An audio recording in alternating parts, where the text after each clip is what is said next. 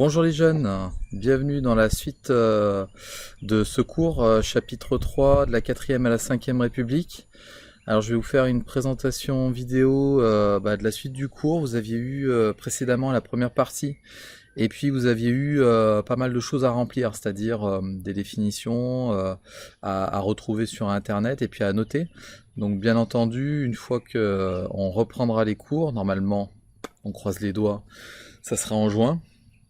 Quand on reprendra les cours, on reprendra donc le travail que vous avez pu effectuer et puis on regardera ensemble un petit peu ce que vous avez pu trouver et on apportera aussi une correction pour avoir tous les éléments à disposition. Hein, ce chapitre-là, je le rappelle, il est potentiellement il peut être potentiellement dans les sujets du bac. Donc il faudra bien conserver le chapitre et le garder pour l'année prochaine pour pouvoir réviser. Alors la deuxième partie de ce troisième chapitre, je vous ai fait un petit rappel du contexte. Hein. Donc on était dans une période de crise politique en France, liée à la fois à un problème institutionnel, c'est-à-dire que la 4ème République est un régime politique qui a du mal à fonctionner. Voilà, il y a beaucoup de blocage, on appelle ça. Un blocage, c'est-à-dire que quand on veut proposer une nouvelle loi, et ben derrière, on peut facilement contrer au niveau politique et empêcher que ces lois soient votées. Donc c'est pour ça que la 4ème République est assez instable.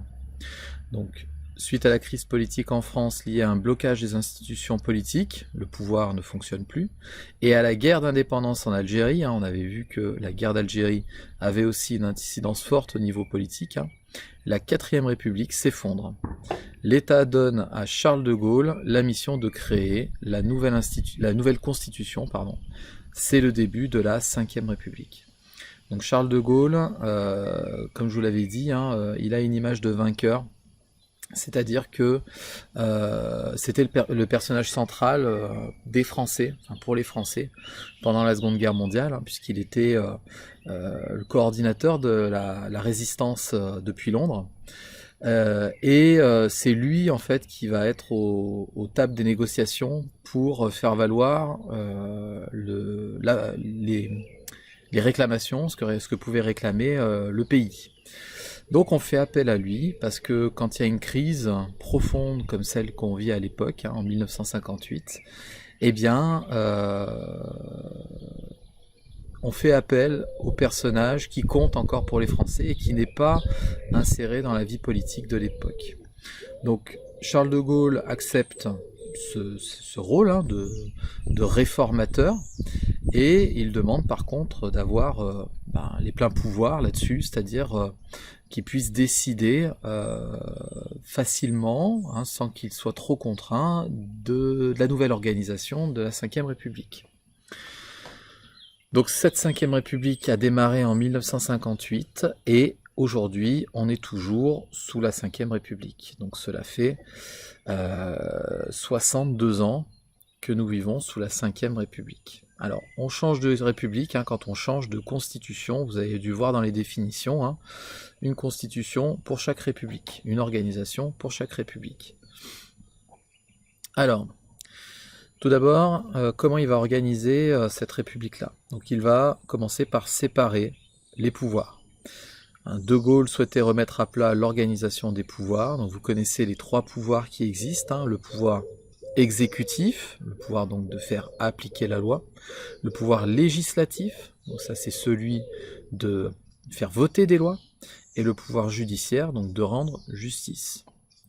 L'important, ça va être de séparer ces 3 pouvoirs, c'est-à-dire que on va faire en sorte qu'il n'y ait pas un homme qui cumule plusieurs pouvoirs, voire même les 3. Donc le pouvoir exécutif du président de la République va être renforcé. Pendant la 4ème République, le président a un pouvoir exécutif assez faible, pouvoir de faire appliquer la loi. Là, il va être renforcé. Alors, il va être renforcé comment ? Le président va avoir davantage, on va dire, de prérogatives sur, par exemple, les préfets. Voilà, aujourd'hui, c'est le président qui nomme les préfets. Et les préfets font appliquer la loi sur leur territoire. Donc il va y avoir un lien qui va être plus étroit, hein. Et c'est le président, hein, qui donne les grandes orientations politiques au pays. Également, deuxième point, le respect du suffrage universel, qui devient la source du pouvoir pour le président de la République. Donc le suffrage universel qui va donc amener tous les citoyens considérés comme tels, donc il faut avoir plus de 21 ans à l'époque, il faut être citoyen de plein droit, c'est-à-dire ne pas avoir été condamné à ne plus avoir le droit d'exercer son droit de vote par exemple, et il faut être de nationalité française. On peut être un homme ou une femme, pas de problème. Et donc là, on aura le droit de voter.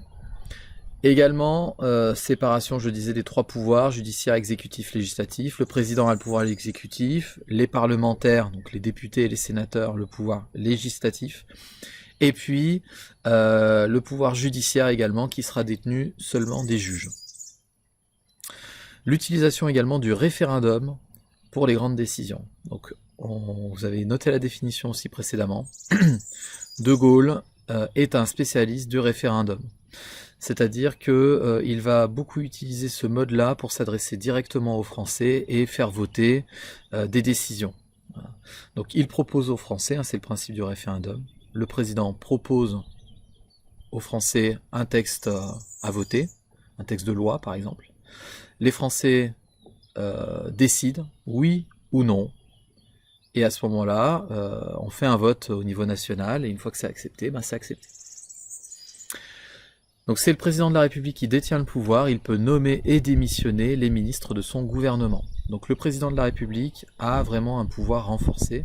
Là où précédemment dans la 4ème République, le président subissait les choix et les décisions, là il va être au cœur des décisions justement.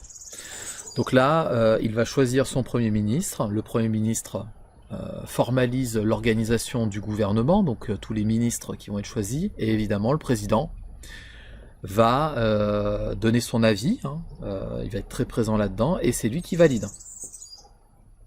Donc là, on voit bien que c'est vraiment un choix du président au niveau de l'organisation de son gouvernement.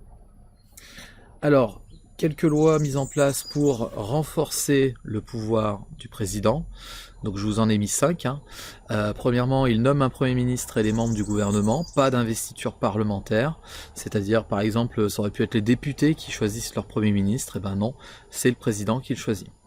Il peut dissoudre l'Assemblée nationale, c'est-à-dire il peut renvoyer, il peut faire démissionner de manière automatique tous les députés, et donc organiser de nouvelles élections législatives. Il peut consulter les Français par référendum, ça on l'a vu. Il peut exercer les pleins pouvoirs en cas de nécessité, ça c'est l'article 16 de la Constitution. Donc par exemple en cas de guerre, hein, le président peut prendre les pleins pouvoirs. Évidemment, il ne peut pas le faire comme ça, hein, il faut qu'il y ait un vote. Il est élu par un collège de 75 000 grands électeurs, avant que la loi de 1962 ne modifie cette procédure. Donc De Gaulle est profondément inspiré par le système américain des grands électeurs, et donc il va essayer de mettre ça en place aussi pour la 5ème République. Très rapidement, ça va bouger, ça va changer. Pourquoi ? Parce que évidemment De Gaulle sera le premier président de cette 5ème République, et si vous voulez, il n'était pas sûr de faire un deuxième mandat parce que il y avait quand même pas mal de problèmes avec d'autres politiciens, voilà, des désaccords. Et donc, comme il était très populaire auprès des Français, il s'est dit, autant que ce soit les Français eux-mêmes qui votent directement pour moi, suffrage universel direct. Et donc, en 1962, il y a une modification de la Constitution qui n'entraîne pas de changement de Constitution, hein, voilà, parce que quand on modifie la Constitution, normalement, il devrait y avoir changement, mais là, ça n'a pas été le cas. Et donc, en 62, on modifie la procédure d'élection du président, et donc, c'est un suffrage universel pour 7 ans.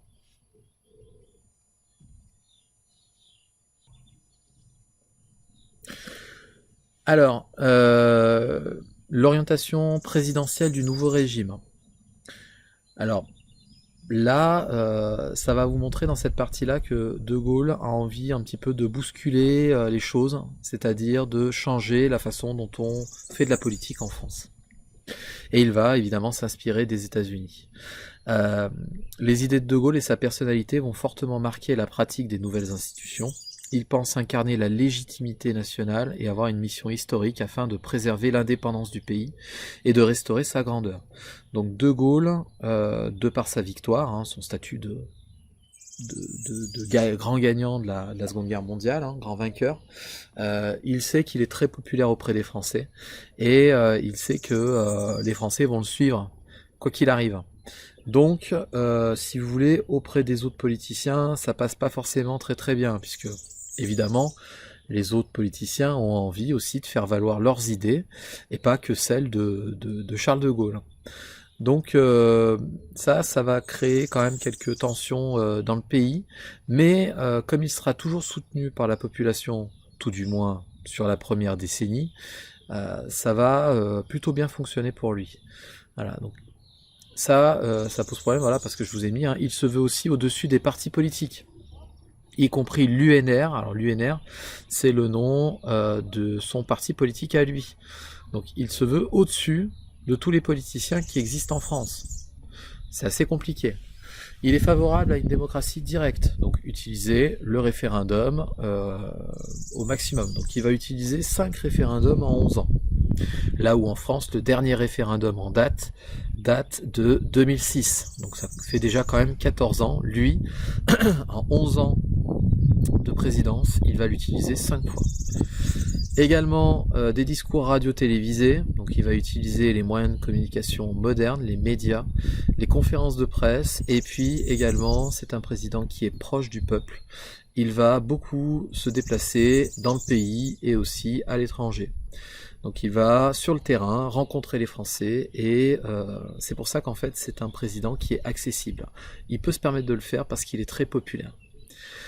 Cette nouvelle façon de penser la politique est directement inspirée du modèle américain que De Gaulle admire particulièrement. Alors De Gaulle aime beaucoup Kennedy. Voilà. Kennedy, c'est une source inspirante pour lui, ce jeune Américain devenu président. Voilà, un président aimé, un président qui est proche de sa population. Voilà, il essaye à sa mesure de faire la même chose. Oups. Alors ensuite, le petit C, donc De Gaulle, il sera président pendant une période qu'on appelle les 30 Glorieuses. Les 30 Glorieuses, c'est une période de forte croissance économique. C'est pour ça que je vous ai mis en titre la croissance économique, les 30 Glorieuses, 1945-1973. Alors, cette période-là est une période très importante, celle qui suit la Seconde Guerre mondiale, parce que c'est une période où on a l'impression que tout est possible. C'est-à-dire que on peut, avec peu de diplômes, faire de grandes choses. Être directeur, être PDG d'une entreprise. Voilà, on peut bâtir quelque chose d'important, même si on a peu de qualifications. Parce que à l'époque, c'était pas être bardé de diplômes qui comptait, c'était beaucoup la volonté et la motivation des gens. Donc, tout ça, c'est possible parce qu'il y a un réel besoin en France de reconstruire la nation suite à la Seconde Guerre mondiale. Donc, du coup, on cherche beaucoup de travailleurs, on cherche beaucoup d'entrepreneurs pour construire, pour bâtir cette nouvelle France. Et puis en plus, on est dans une période aussi de fort progrès technologique. Voilà, avec les avancées scientifiques, le fait que l'homme aille dans l'espace également, toutes ces choses-là font que l'économie est stimulée. La situation, donc je vous le lis, la situation économique de la France devient saine, l'objectif est le retour à l'équilibre du budget. C'est-à-dire que on a envie de faire en sorte que les dépenses de l'État soient équilibrées, c'est-à-dire quelque chose de normal, c'est comme pour un foyer, quand on a un salaire, on dépense pas plus que son salaire. Voilà. Donc c'est le cas à l'époque, on fait attention, et de toute manière, il y a de l'argent qui arrive, donc il y a vraiment des possibilités à ce niveau-là. Alors également, économie budgétaire, on fait attention donc, et puis on va créer une nouvelle monnaie qui sera plus en lien avec l'économie de l'époque, qui s'appellera le nouveau franc. Donc juste pour la petite histoire, peut-être que vous bossez en maison de retraite et puis vous avez des personnes âgées qui vous parlent en anciens francs. Voilà, par exemple, 1 million d'anciens francs, qui font 1000 francs aujourd'hui. Enfin, voilà, maintenant c'est des euros, mais donc 150 euros. Mais avant l'euro, il y avait les francs, et 1 million d'anciens francs, c'est 1000 francs. On divise par 100. Alors, l'inflation. Par 1000, pardon. L'inflation. Ici, je vous demanderai de noter une petite définition de ce que c'est que l'inflation. Voilà, vous allez chercher sur Internet, et puis vous notez, l'inflation, c'est... Ok, on reprendra cette définition un peu plus tard. Alors, ces mesures-là, elles vont avoir des incidences et des sources différentes. Mesures économiques pour le développement de l'économie, évidemment, on va créer des lois qui vont permettre de développer l'économie en France. Donc le gouvernement met en place des séries de lois permettant le développement rapide de l'économie. Alors, vous avez des plans économiques tout d'abord. Alors je vous ai mis le 3e et le 4e plan, qui font suite à la Seconde Guerre mondiale. Donc le 3e plan, entre 58 et 61, porte sur la modernisation et les investissements. Donc là, on modernise le pays, donc on propose par exemple aux agriculteurs de s'équiper d'outils plus modernes, des tracteurs, des choses comme ça. Ensuite, vous avez le 4e plan qui suit, le 1961 à 1964, sur le progrès social, l'aménagement régional. Donc là, progrès social, on va donner des droits sociaux aux travailleurs, par exemple, et puis aménagement régional, on va faire en sorte que l'économie ne soit pas que concentrée sur Paris, mais que tous les territoires français puissent bénéficier du développement de l'économie. Alors, dans ces plans-là, vous avez différentes lois. Par exemple, je vous ai mis la loi d'orientation agricole, la LOA, de 1960 à 62, qui porte sur le remembrement, la mécanisation et l'aide aux jeunes exploitants. Donc là, on va faire des améliorations au niveau agricole. Pour l'industrie, les objectifs sont d'améliorer la productivité, de fermer les mines, de regrouper les entreprises, de décentraliser et d'aménager le territoire dans le cadre des 21 régions et des 8 métropoles d'équilibre. Donc là, beaucoup de choses pour l'industrie. L'industrie à l'époque est un domaine croissant, est un domaine fort au niveau économique. Et donc on va essayer de monter des mesures pour aider le développement industriel. Donc quand on dit décentralisation, c'est-à-dire que tout est congestionné au départ sur Paris, toute l'économie est centrée sur Paris parce que c'est là où il y a le pouvoir décisionnaire. Donc on va essayer de forcer les entreprises à aller s'installer ailleurs. C'est comme ça par exemple que Citroën va s'installer en Bretagne, à Rennes. Et d'autres entreprises vont s'installer un petit peu partout, à Lyon, tout ça. Voilà. Elles étaient toutes à Paris au départ parce que les décisions se faisaient à Paris. Donc on voulait être au cœur des décisions. Alors comme les décisions étaient à Paris et que les entreprises partent, et bien pareil, il faut donner davantage de pouvoir au territoire. C'est pour ça qu'on développe l'aménagement du territoire. Et donc on va donner des pouvoirs aux départements et aux régions, aux nouvelles régions constituées. En 1963, c'est la création de la DATAR, la délégation interministérielle à l'aménagement du territoire et à l'attractivité régionale. Donc ça va dans le cadre de l'aménagement du territoire, c'est-à-dire que là, on va aider les territoires à se développer de manière locale, c'est-à-dire que plutôt que de prendre des décisions depuis Paris pour des territoires particuliers, on va laisser les territoires décider pour eux-mêmes. Donc ça, c'est de la décentralisation et de l'aménagement du territoire. Un exemple, il y a une piscine à Pont-de-Vaux. Eh bien, avant toute cette décentralisation et cet aménagement des territoires, la construction des piscines municipales, c'était Paris qui décidait pour les territoires, qui acceptait ou pas le financement, parce que une piscine, c'est des fonds publics, et donc l'argent public vient de l'État. Et donc c'est comme ça qu'aujourd'hui, ce sont les territoires qui décident pour eux de la construction d'infrastructures de ce type-là. Donc je vous ai mis la définition de la data en dessous, hein, mais avant 63 aussi je voulais rajouter, donc 4e semaine de congés payés, augmentation des salaires, du pouvoir d'achat, et puis une balance commerciale qui redevient excédentaire, c'est-à-dire que quand on prend la différence entre les exportations et les importations, et ben du coup on exporte plus que ce qu'on importe, ce qui est très très bien. Hein. Aujourd'hui, c'est plutôt le phénomène inverse. On importe beaucoup plus que ce qu'on exporte, avec une balance déficitaire de l'ordre de 80 milliards d'euros par an. C'est énorme. Donc Datar, des administrations qui préparent, impulsent et coordonnent les politiques d'aménagement du territoire menées par l'État. Donc voilà, ça va être le grand coordinateur des aménagements de territoire. Alors, seuls quelques ombres au tableau, hein, donc mécontentement des agriculteurs qui s'endettent et craignent la concurrence européenne. Les mineurs en grève en 1963, bah oui, puisqu'on veut fermer les mines. Et puis reprise de l'inflation, hein, qui va aussi poser quelques petits soucis pendant la période, mais c'est tout. En dessous, je vous laisse un petit travail à réaliser quand même. Hein, vous avez 3 heures d'histoire géo cette semaine. Donc, bah écoutez, je pense que vous pouvez faire quelques recherches documentaires.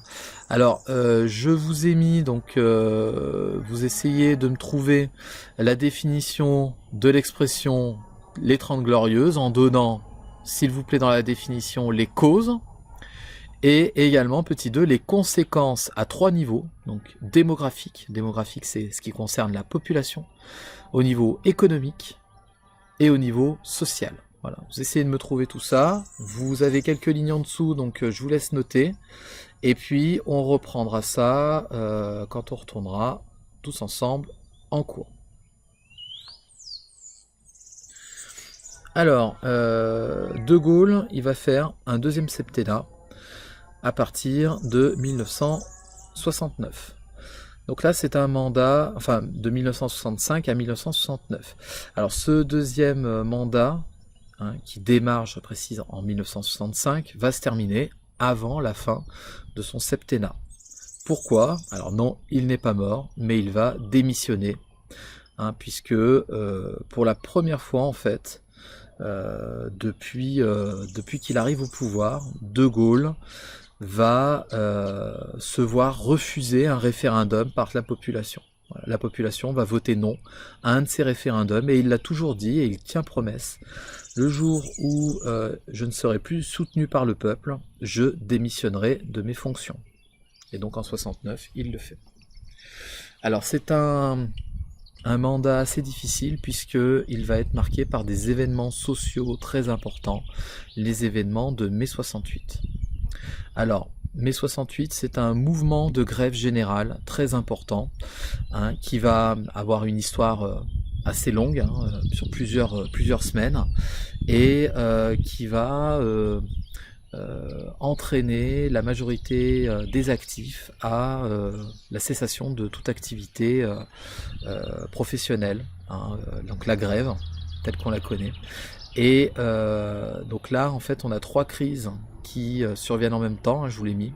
Une crise étudiante et de la jeunesse, hein, c'est-à-dire que ça démarre par les jeunes qui souhaitent vraiment un changement profond au niveau de la société, hein, puisque les jeunes, avec toutes les nouvelles technologies de l'époque, hein, c'est-à-dire le cinéma, la télévision, également la libéralisation des mœurs, hein, et puis ils en ont peut-être aussi un petit peu marre de tous ces anciens qui parlent sans cesse de la Seconde Guerre mondiale, hein. Quand on entend sans cesse ses parents dire « toi t'as pas connu la guerre, tu peux pas comprendre, tu peux pas décider pour nous, nous on a connu la guerre, on sait ce que c'est », et du coup ils en ont un petit peu marre, voilà, d'être déconsidérés, et ce mouvement de révolte, c'est avant tout ça. Voilà. Donc grève étudiante et de la jeunesse, une grève générale également dans le monde ouvrier, et enfin une crise politique. Hein, c'est-à-dire tous ces 3 éléments-là combinés vont faire de cet événement-là une petite bombe. Je vous ai mis les 3 étapes de mai 68. Donc tout d'abord l'explosion étudiante, hein, qui démarre dans l'université de Nanterre, la faculté de Nanterre, en février et mars 1968. Et donc vous avez des étudiants en sociologie avec comme chef, parce qu'il faut toujours un chef dans les groupes, Daniel Cohn-Bendit, qui fera de la politique ensuite en Allemagne et en France. Donc vous avez ce mouvement-là qui va gagner petit à petit, en fait, les autres universités de France. Il va y avoir des affrontements assez importants puisque les jeunes vont bloquer les universités et la police va vouloir débloquer les universités. Donc forcément, ça se chamaille parfois un peu violemment. Donc il y aura une centaine de blessés à Nanterre et donc pendant la révolte du quartier latin, il y en aura un peu plus, il y en aura à peu près 500. Donc l'agitation entre le 13 et le 27 mai. Le 13 mai, les syndicats organisent une grève générale pour marquer leur solidarité avec les étudiants brutalisés par la police. Et spontanément, dans les usines, les bureaux, les administrations, le travail cesse. Vous avez donc entre 9 et 10 millions de grévistes. Le pays est paralysé. Alors quand on parle, on se dit 10 millions de grévistes, oui mais on était à l'époque 55 millions d'habitants en France.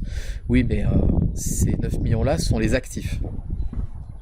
Dans un pays, vous n'avez pas un tiers, pas tout à fait un tiers d'actifs. Donc du coup, vous avez, oui, alors aujourd'hui on est 65 millions d'habitants, donc vous avez à peu près 20 millions d'actifs en France. Donc 9 millions sur 55 à l'époque, c'est quand même pas mal, voilà. Donc ça fait un peu plus d'un travailleur sur deux qui ne travaille pas. Et donc forcément, quand vous avez un travailleur sur deux, le pays ne fonctionne plus. Voilà, il est paralysé. C'est la plus grande grève jamais organisée en France. Voilà.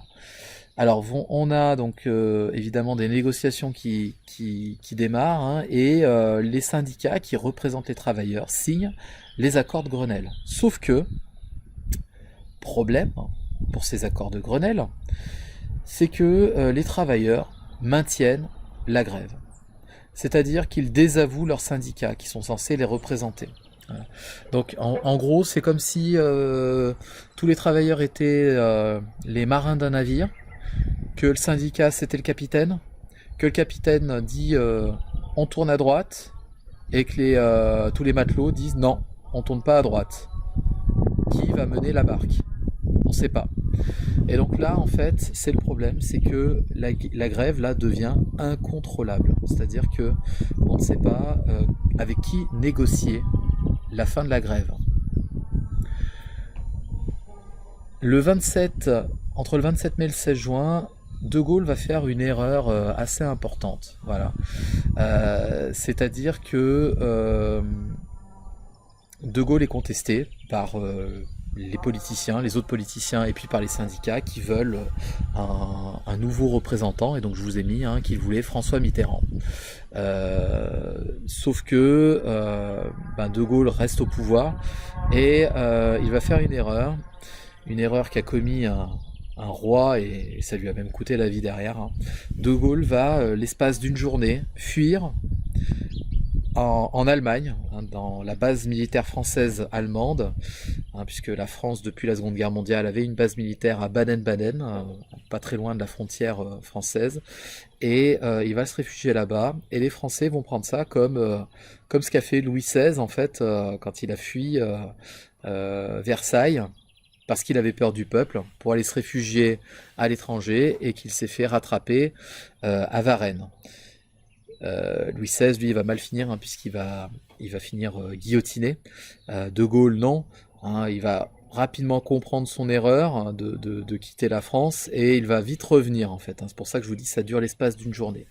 Mais voilà, du coup, les gens se disent, ouais, mais il a peur de nous, quoi. Il a peur des gens qui sont censés être son premier soutien. Donc là, le 30 mai, il sort quand même vainqueur, c'est-à-dire que il prend une grande décision, la grande décision de dissoudre l'Assemblée nationale, mais il décide de rester à son poste. Donc en gros, il dit effectivement, il y a un problème au niveau politique, il faut que nous réglions ça, donc on va le faire, on va dissoudre l'Assemblée nationale et organiser de nouvelles élections. Petit à petit, évidemment, la grève s'arrête et le travail reprend un peu partout en France. Je vous ai mis un petit travail encore à faire. Voilà, consigne, vous regardez sur YouTube la vidéo suivante, je vous ai mis le lien, il sera dans le descriptif de ce que vous devez faire là sur cette séance, sur ces séances cette semaine. Et donc je vous pose la question suivante, hein. Avec quel autre événement récent pouvez-vous faire le rapprochement de mai 68? Pour quelles raisons? Et quelles sont les principales différences? Donc je vous laisse regarder tout ça. Voilà la petite vidéo, vous verrez, elle explique en 3 minutes ce que je viens de dire en l'espace d'un quart d'heure. Donc ça sera quand même peut-être plus simple, et puis c'est illustré en même temps, donc c'est assez intéressant d'avoir ce type de support là. Et puis vous me faites le petit écrit. Alors voilà, je vous ai mis quelques lignes, après je suis pas à la quantité, d'accord, hein, donc voilà, vous faites ça et puis on reverra ça quand on se retrouvera en cours. Dernière partie, donc le petit B, départ du général de Gaulle. Donc de Gaulle va démissionner, hein, je vous l'ai dit. Donc là, évidemment, pour essayer de se rabibocher avec les Français, il va essayer de faire des réformes. Voilà, donc un nouveau Premier ministre, un nouveau ministre de l'Éducation nationale, une loi d'orientation de l'enseignement supérieur votée, accordant davantage d'autonomie aux universités, et pour développer aussi la pluridisciplinarité. Donc là, on va faire l'école nouvelle, celle qu'on connaît un petit peu plus nous, voilà, aujourd'hui. Et puis donc proposition de référendum pour, alors c'est pour l'anecdote, hein, mais c'était pour réformer le Sénat, pour changer des choses dedans. Et donc là, si vous voulez, c'est un texte qui est assez compliqué pour les Français. Voilà, pas très bien écrit, pas adapté en fait. Et donc les gens, évidemment, quand ils ont un discours, enfin, un texte qui n'est pas adapté, ils ont plutôt tendance à voter contre parce qu'ils ne le comprennent pas. Et donc 53,2% de non à ce référendum-là. Le lendemain, comme il l'avait annoncé, le général de Gaulle démissionne, gardant le silence jusqu'à sa mort le 9 novembre 1970. Donc il va quitter ses fonctions, il va aller se réfugier dans une île, au bord de l'Atlantique. Je crois que c'est l'île Dieu. Et donc jusqu'au 9 novembre, il ne donnera quasiment pas d'interview, hein, juste une. Et voilà, il va mourir en fait 1 an et demi après. Donc on peut dire que cette période-là, c'est une période de profonde tristesse pour lui, et ça va évidemment le marquer à jamais, et jusqu'à sa mort, quoi. Voilà, ça va beaucoup l'affecter. Voilà, donc on a fini pour cette partie-là. Il nous reste encore des choses à voir sur ce chapitre, donc la semaine prochaine on continue. Voilà, allez, passez une bonne semaine, bon travail, et puis n'hésitez pas si vous voulez me poser des questions. Et bien entendu, je rappelle que ce que vous réalisez comme travail, vous ne me l'envoyez pas, nous verrons tout ça à votre tour. Allez, au revoir.